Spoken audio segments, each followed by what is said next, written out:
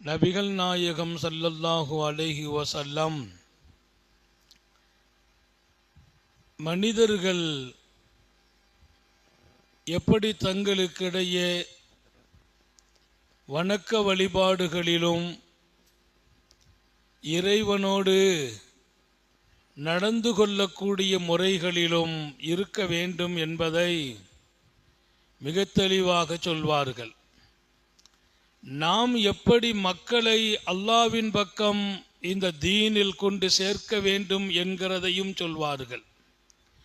பொதுவாக முதல் விஷயம், இந்த தீன் இலகுவானதுன்னாங்க.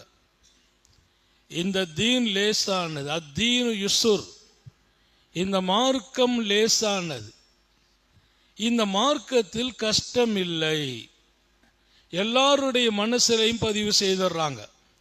இன்னைக்கும் உலகத்தினுடைய மிகப்பெரிய நாகரீகத்தில் உச்சத்தை தொட்டவர்களெல்லாம் இந்த மார்க்கத்தை ஆழமாக சிந்திக்கிறார்கள், இதில் தங்களை ஈடுபடுத்துகிறார்கள், இந்த மார்க்க கருத்துக்களை எடுத்து பார்க்கிறார்கள். இந்த மார்க்கம் முதல்ல ரசூல் அறிவித்த செய்தி அதுதான், இந்த மார்க்கத்தில் கஷ்டம் இல்லை. தரவ ரசூலுல்லாஹ் பயான் செய்கிறாங்க, ஹஜ்ஜை பற்றி விளக்குறாங்க. அப்போதான் ஹஜ்ஜினுடைய சட்டம் வந்திருக்கு, ஹஜ்ஜி அப்போதான் கடமை வருது. பெருமானார் ஹஜ்ஜை சொல்றாங்க.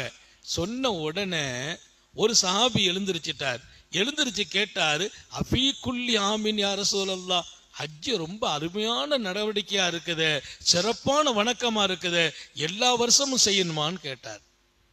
எல்லா வருஷமும் ஒரு மூமினுக்கு ஹஜ்ஜு கடமை, வருஷம் கடமை.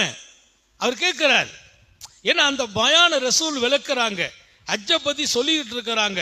அப்ப அவர் கேட்கிறார், அபி குல்லி ஆமின் யா ரசூலல்லாஹ், எல்லா வருடமும் ஹஜ்ஜி மனிதன் செய்வது கடமையான்னு கேட்டார்.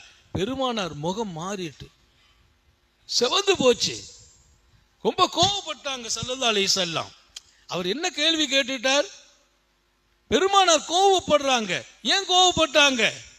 இந்த மார்க்கத்தை கஷ்டமாக்கி விடாதீர்கள், தேவையில்லாத கேள்வி கேட்காதீர்கள். ஹஜ்ஜி செய்யணும் கடமைன்னு சொல்றேன், நீ ஒவ்வொரு வருஷமும் கடமையாண்டு கேட்கிற கேள்வி உன்னுடைய ஆர்வத்தை பொறுத்து இருந்தா அல்லாஹ் வஹி இறக்கிற காலம் ஆமான்னு சொல்லிட்டான்னா எல்லாருக்கும் கஷ்டமா போயிடும். வருஷம் ஹஜ்ஜி கடமை, வருஷம் ஜக்காத்து கடமை, வருஷம் ஜக்காத்து கடமை, தினமும் தொழுக கடமை.